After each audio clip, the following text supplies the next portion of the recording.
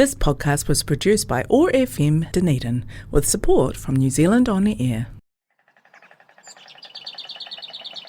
If we were stood here 30 years ago, we'd have been in the middle of a field that would have, I guess, been sort of stubble at this time of year. Now it's absolutely full of life. You know, it's full of migrating birds, it's got storks, it's got deer. It's got so much going on here in this one little small area, 1 acre, if you like, of the whole site.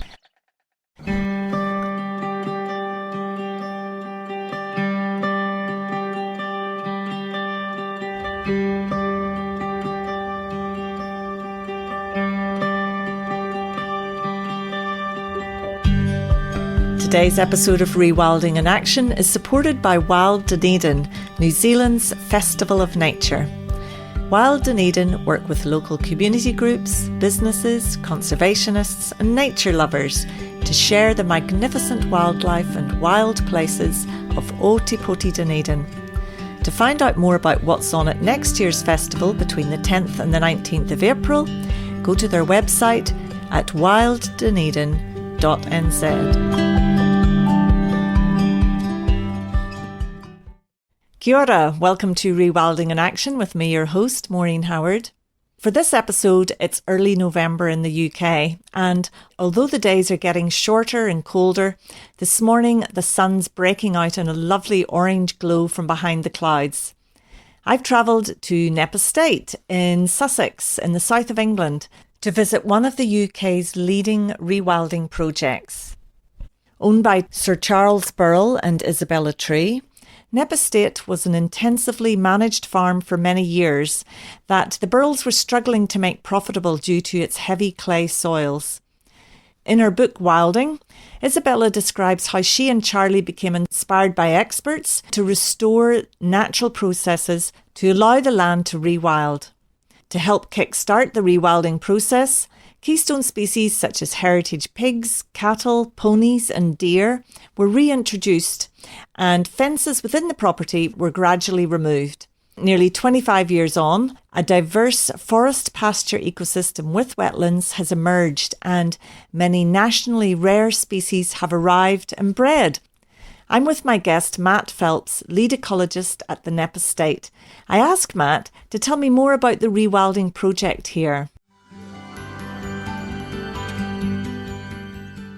Yeah, so we are in the heart of the southern block at Knepp. So there's the 3 sections of the estate, the southern block, middle block and the northern block.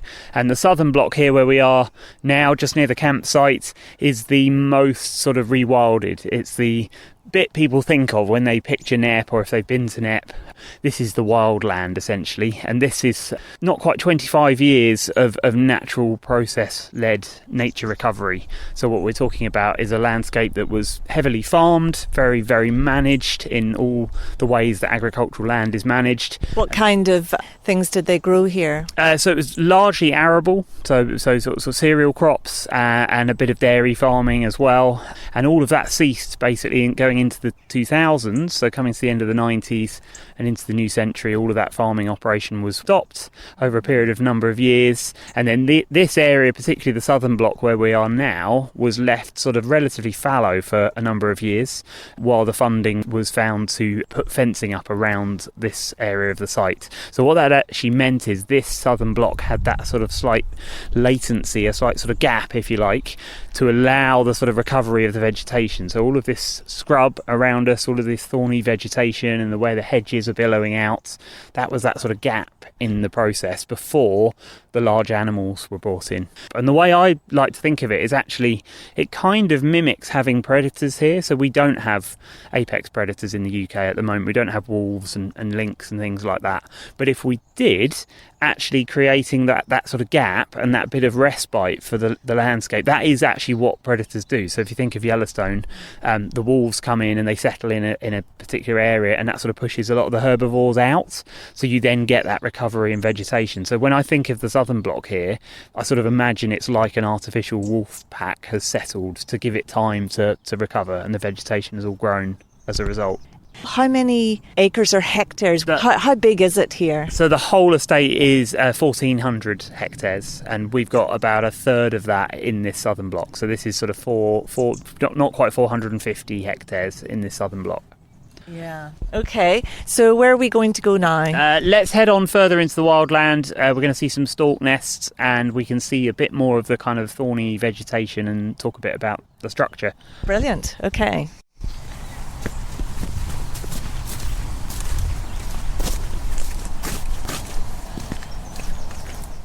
So we're passing here a big pile of nettles. Yeah. Botanists will sometimes call nettles like a junk food plant. They grow in areas that are very nutrient rich. What you've got here is relic areas where there was sort of, fertilisation of the fields. This area that we're looking at was an area of pasture for the dairy cattle, permanent pasture, so there would have been quite high fertilisation potentially of these areas to provide food for the cattle. But actually, swathes of nettles like we see in front of us here at Knepp are not that common. So they're just little sort of pockets of them. This is certainly one of the biggest that I can think of.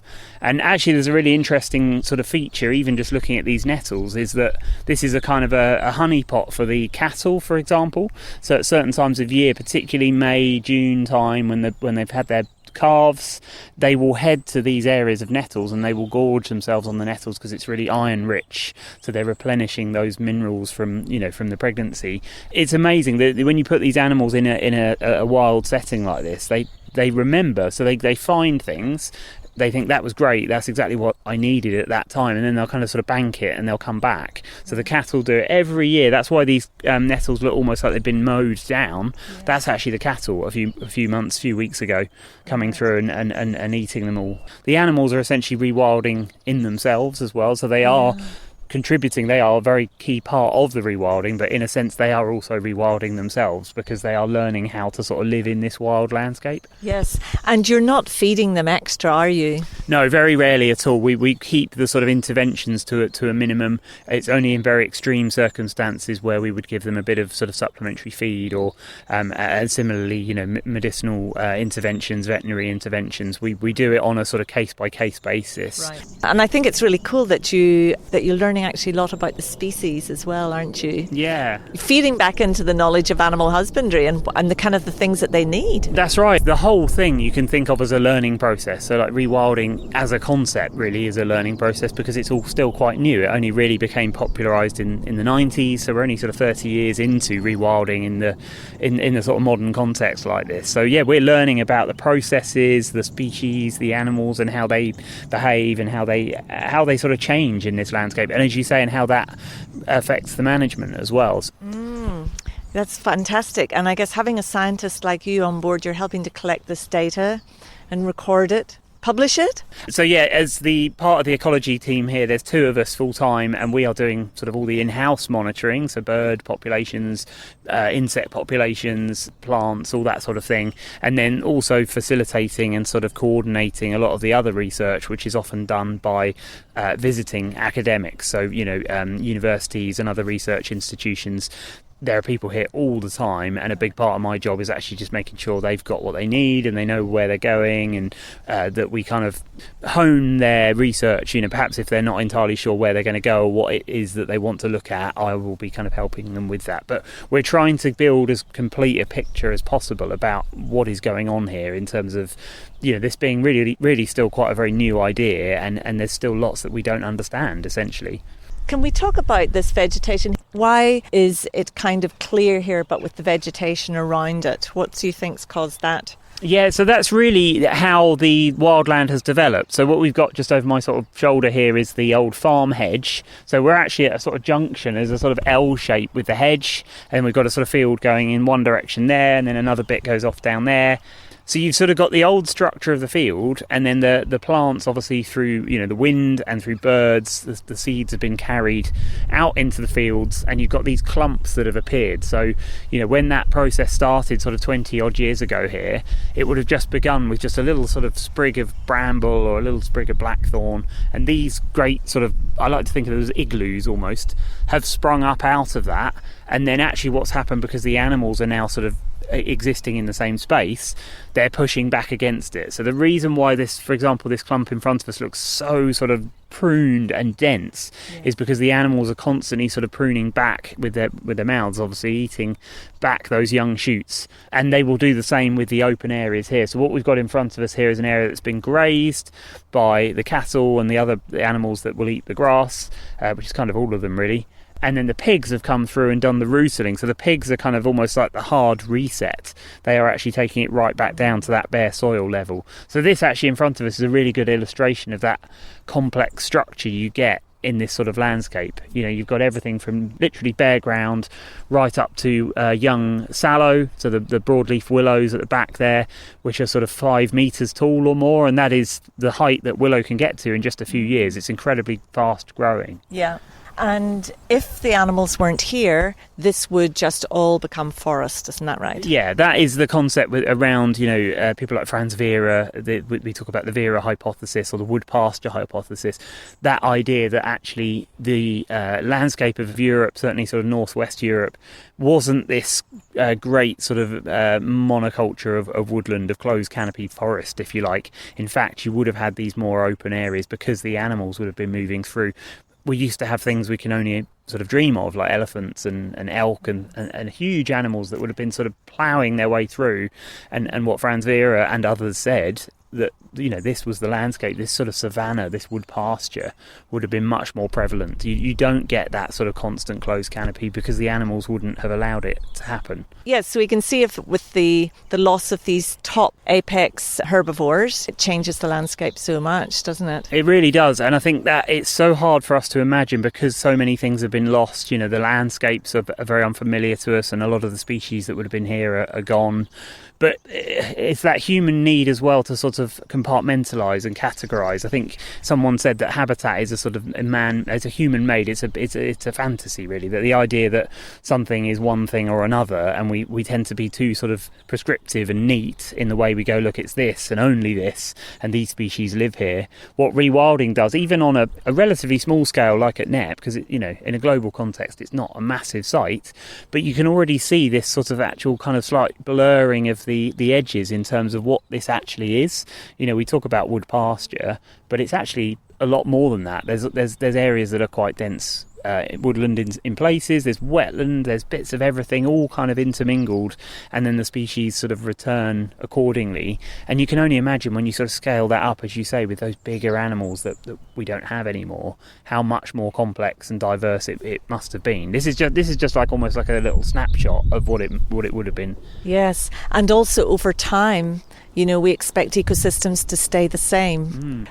What you're having is a constantly evolving landscape too, isn't it? Yeah, that's right. I think one of the criticisms of sort of conservation, I'm not criticising conservation because there's lots of great people doing lots of great work, but I suppose one of the criticisms you could level at sort of more traditional conservation is it is very much this site is special for these reasons and we must kind of keep it in perpetuity because otherwise we're going to lose those species and then that would be devastating, and that's the worst thing that could happen.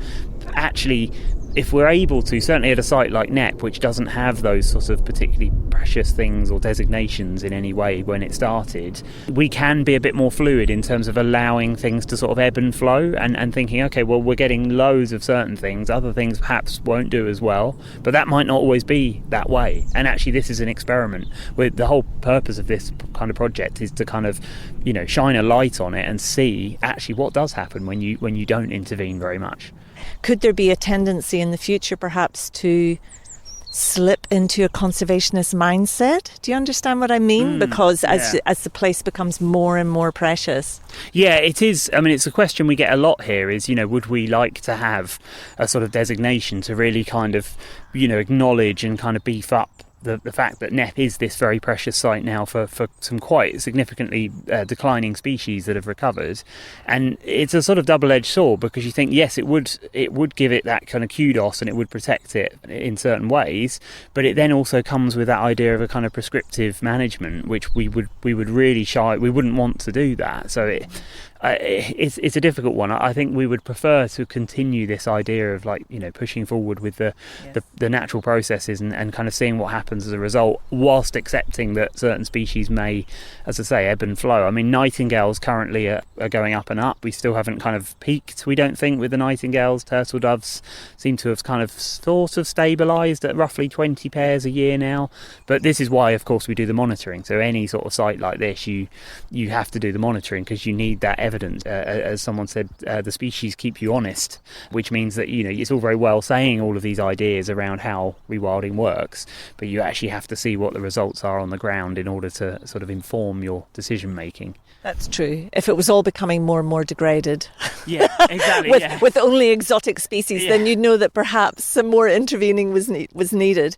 But I think this is a little bit behind the rewilding concept, is that we just intervene when we have to, and that is actually part of it, that kind of self-regulating mechanism.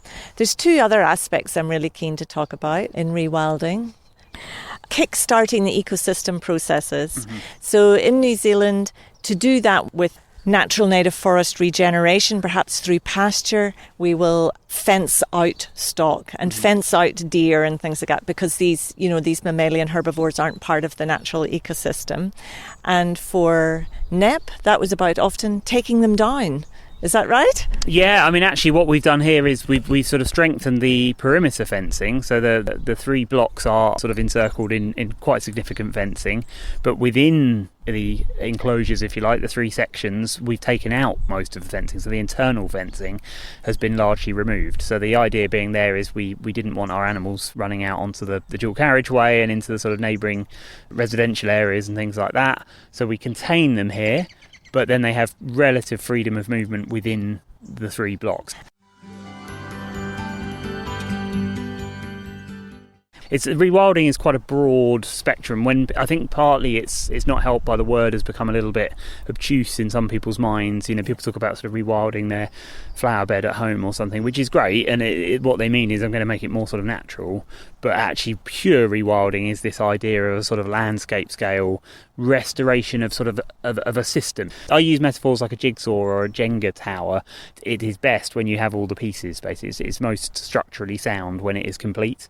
So the idea being that as much as you can, you restore the system, you restore the processes, and then you can sort of step further and further back. So ultimately it's a bit of an economy of scale as well. So the bigger your site, generally speaking, the more you can step back. If Knepp was sort of 300,000 hectares and we didn't have sort of laws around animals, around people, and what we could and couldn't reintroduce, you could be even less sort of interventionist. But yeah, broadly speaking, we're talking about restoring a system that kind of works, and you don't have to get involved as much, and you just kind of watch and learn and decide when you do need to get involved, basically.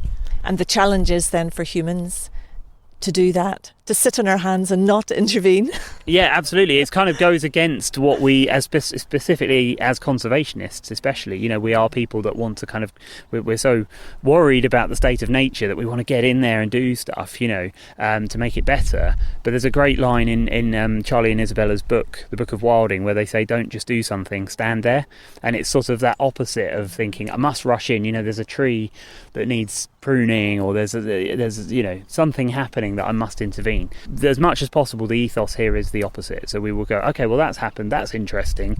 What does that mean? How do we learn from that? What do we need to do? Is there anything we need to do as a result? So we have a kind of advisory board, a steering committee who meet at different points of regularity, and they will sort of have these conversations about certain things. It's never finished as well. I think that's the wonderful thing about Knepp is, if you've got a target-driven project, you tend to go, okay, I know at 5 years or 10 years or 20 years, these are my sort of desired outcomes. That's not what's happening at Knepp. It's sort of a rolling thing, and then we will think, oh, that's interesting. What do we need to do about that? Is there something missing? Is there something we should be doing or shouldn't be doing? So we're always having these conversations. It's constantly evolving. We hear the clattering beaks of white storks high up in a tall oak tree. It's been over 400 years since the species was extirpated from the UK, and these birds are part of a successful reintroduction programme here. It's all about, the complete picture. So there's any number of bird species that we've lost over the centuries, and storks were chosen as much as anything for their sort of charisma and the fact they're a very attractive, recognisable species. I think it's really interesting that pretty much anyone, regardless of their interest in birds, will probably recognise a stork because it's in cartoons, and we know they bring babies, and we've got stork margarine, and we've all been brought up with storks as part of our culture. So, that was a big part of it. We've got Storrington down the road, which comes from, it basically means sort of home of storks, the village of Storrington. Wow. So there's a strong connection in this area with storks. So that was a contributing factor in why they were chosen. It's such a beautiful sight, that absolutely beautiful oak tree with those two birds on top. It's incredible. It's lovely, isn't it? The wonderful light this morning as well, and they just sort of kind of statuesque, standing up there, guarding their nest. Surveying the scene. This is actually where we're stood, is kind of a perfect little, I guess if you were going to do a snapshot of Knepp right now and took a photo here, it would be almost everything that people would think of as Knepp, because we've got, as you say, the open grass, we've got bits of ragwort, we've got lots of standing water because it's rained a lot the last couple of days, and Knepp is intrinsically a very wet site for half the year. And then, as you say, we've got the thorn bushes, the blackthorn. We've got fallow deer bellowing, belching. This is just like Knepp in a sort of a nutshell, basically. It's a bit of everything. But these thorny bushes around us are absolutely heaving with berries. So that's another thing. If we were stood here 30 years ago, we'd have been in the middle of a field that would have, I guess, been sort of stubble at this time of year. Now it's absolutely full of life. It's full of migrating birds. It's got storks. It's got deer. It's got so much going on here in this one little small area, 1 acre, if you like, of the whole site. Yes. And I guess, but also dependent on the wider area, because there's animals moving through, and it's a dynamic system. Yeah, it is, and the connectivity. I mean, the big sort of name of the game with rewilding in general, and no less so at Knepp, is the connection. So it's the way that the animals move through, it's the way that the landscape evolves in a sort of joined up way, and this is really kind of a core principle of rewilding, is actually that idea of connecting sites. So there's the sort of what are called the 3 C's of rewilding, which is cores. Knepp is a core, like a hub. Corridors, so the idea of landscapes that connect to one another, and then carnivores. Well, we don't have that yet in this part of the world, but big predators which sort of drive the change in the landscape. But absolutely, the way it sort of flows from one to the next, and these fallow deer that we can hear just next to us, they could be, by this evening, they could be sort of a kilometre somewhere else on the site, because they can go basically anywhere. I was wondering if we could replace the carnivores with keystone species, another K sound, because they are those kind of top-down trophic species that shape the ecosystem. Yeah, absolutely. That's a good way of putting it. I heard someone say chewers as well. So chewers as in herbivores. But I mean, keystone species is a really good way to sort of think of it, because actually, yes, the predators are the kind of dominant top of the food chain, but actually a lot of the other species we've returned here are just as important in other ways. So, the beavers, the deer, the cattle, the ponies, the pigs, they're all making changes in some way that then benefit other species. They create opportunities for other things. That's what keystone species means. It's sort of that sort of integral part of the whole structure. Literally, that's what a keystone is on the archway, and it means that it sort of holds the whole thing together. So the more keystone species you put back, the more integrity the whole system has. So one difference with New Zealand and the UK is that we can't put a lot of our species back because so many of them are endemic and so many have been lost. And whereas I guess the UK was joined with Europe 8,000 to 10,000 years ago, and you can bring species back.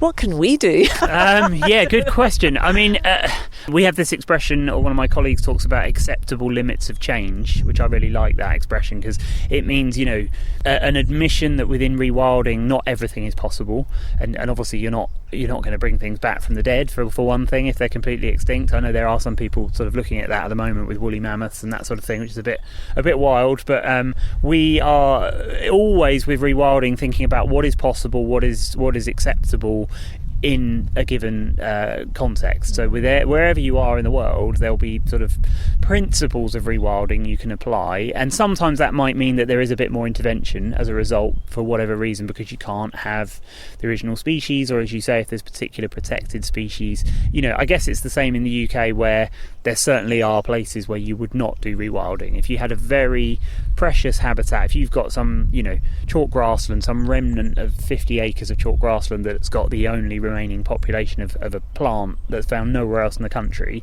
you're not going to let that turn to scrub and put pigs in there. That would be rather foolish and irresponsible. So rewilding is always about thinking about where it's appropriate, what levels of it you can achieve in a given location.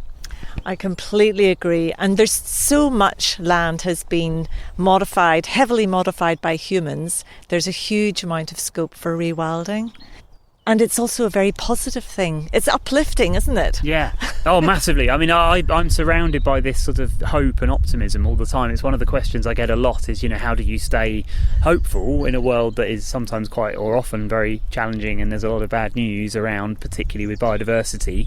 But actually what gives me hope is when you look at this little snapshot in the south of England in 25 years, we've had this surge, this incredible boom in biodiversity, this recovery of nature on a really significant scale in a relatively small site in a relatively small period of time. So that in itself is a very optimistic, kind of hopeful thing. And I hope and sort of believe that we can connect that and other sites will sort of follow suit, and we can all collaborate, and this becomes it's a movement essentially. People are doing this up and down the UK and all over the world now, and that in itself is hopeful. Thanks very much to my guest, Matt Phelps from Knepp Estate. I'm so grateful to Matt for his time, for sharing his deep understanding of what rewilding is about, and for taking me into the core rewilding area of Knepp to see the incredible transformation of the land here firsthand. Thanks for listening to the podcast. I'm Maureen Howard. If you've enjoyed this episode, please remember to like it and to share it. It makes a big difference to helping to get it out there. I'm taking an extended break now over the summer, and I'll be back again on the 16th of April. Until then, I will leave you with the clattering beaks of white storks that's loved by my guest, Matt Phelps, a rewilder who's letting nature take the lead.